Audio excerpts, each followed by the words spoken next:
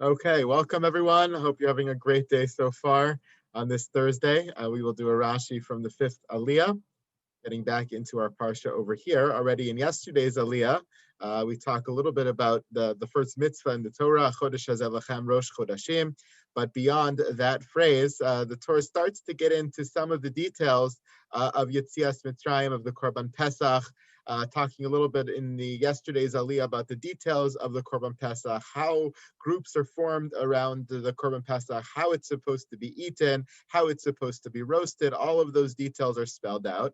In the beginning of our Aliyah, the directive is actually given, Mishchu kulachem tzon mishpachosehem, after the details of how it would be done. Then the command is given for it to be done. And then once it is done, to take the blood of the Korban Pesach and put it on the doorpost, and later to command us to tell the story over to our children once we come into the land, and to continue to keep the mitzvah of the Korban Pesach once we come into the land of Israel. So many details of the Korban Pesach. The end of this whole long passage, right at the end of our Aliyah for today, there's a very interesting pasuk, which says, Vayelchu Vayasu b'nei Yisrael kasher tziva Hashem es Moshe ve'Aaron kain asu. They went and they did. B'nei Yisrael went and they did exactly as Hashem had commanded Moshe and Aaron. That's what they did. Kain asu. Every part of this pasuk is interesting here. The Kain asu, which we're not going to get to in Rashi, is an affirmation that they followed the rules, they followed the details correctly, which is a nice praise of Bnei Israel. What I want to focus on is two aspects of the pasuk: Vayelchu, Vayasu.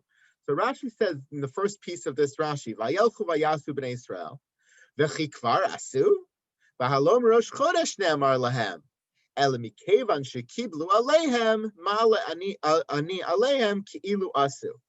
Rashi points out, wait a second, at the end of this whole instruction of the Korban Pesach, it says, Vayelchu, Vayasu. They went and they did. What do you mean they did? They didn't do this yet. This wasn't the time of the Korban Pesach.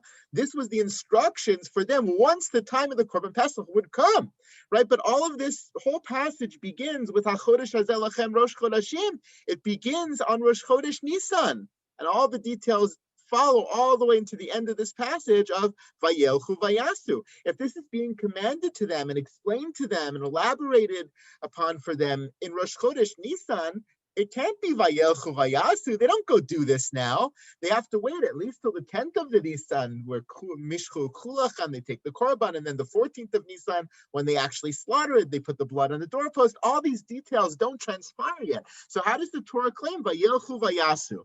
Rashi has a beautiful, beautiful statement here, where he says, Mikevan shekiblu aleim. All they did in this moment is they accepted upon themselves these strictures, these instructions. In their heart of hearts, they said, yes, I accept this. I will do this in the future. That the very fact that they accepted it upon themselves is equivalent in the eyes of HaKadosh Baruch Hu as if they did it, as if they actually acted upon it. So they can say, Vayelchu Vayasu, they went and they did it, even though they didn't do it now. But figuratively speaking, it's as if in HaKadosh Baruch Hu's eyes, they did do it because they accepted it so wholeheartedly upon themselves. A beautiful statement. It reminded me of the famous Gemara in Kiddushin. I'm surprised, actually, that Rashi doesn't quote it here. The Gemara in Kiddushin says, Machshava tova mitzarfa lamasa. HaKadosh Baruch Hu takes a good thought and connects it to deed.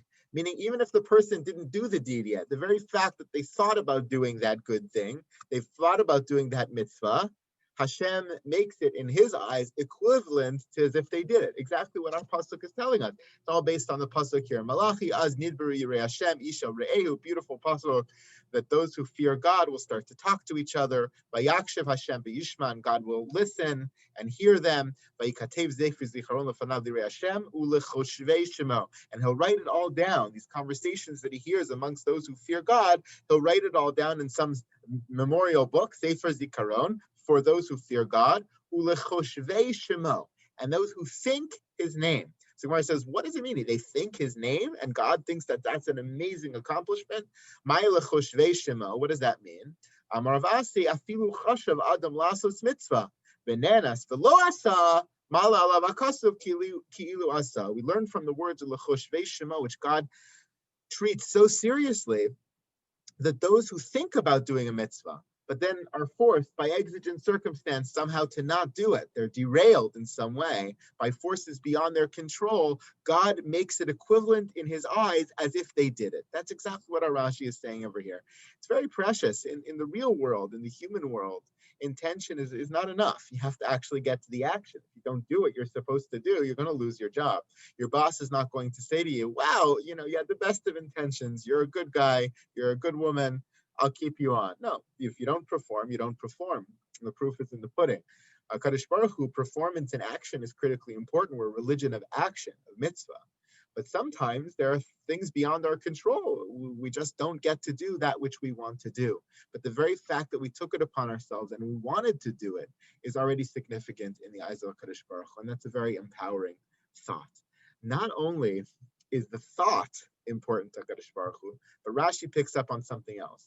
The pasuk doesn't just say Vayasu b'nei Israel, that they did it, but Vayelchu Vayasu. They went and they did it. And he says here, Af hahalicha mana hakasuv, even the walking, the journey towards the doing, HaKadosh Baruch Hu included in this pasuk, limed schar lahalicha v'schar la'asiyah, to teach us that we get rewarded for the journey and then for the action. So it's really a double Rashi here, indicating that at every stage of the game, as we get on our way to whatever it is, whatever positive thing that we want to be doing, HaKadosh Baruch Hu takes every step and every action seriously. The very fact that we had a thought and we accepted upon ourselves to do good, that's already great in the eyes of Hashem. Then if you go beyond that and you actually start to walk towards that, in the figurative sense or the literal sense, you start to walk towards the mitzvah and your body gets involved, even though you didn't make it there yet, you already get rewarded for that. And then if you finally make it, wow, that's the gem, the jewel in the crown. You finally made it to the action, you get rewarded even more. But every step of the way is significant. And it should be such a musar to us. It should be such a lesson to us that we should value every step in a process, that we should value every step we take towards the good, even if we sometimes don't get to accomplish it. And hopefully by recognizing that, we inspire ourselves to continue to do more and more good, which is always significant in the eyes of Hashem. Thank you and have a great day, everybody. Thank you, Rabbi.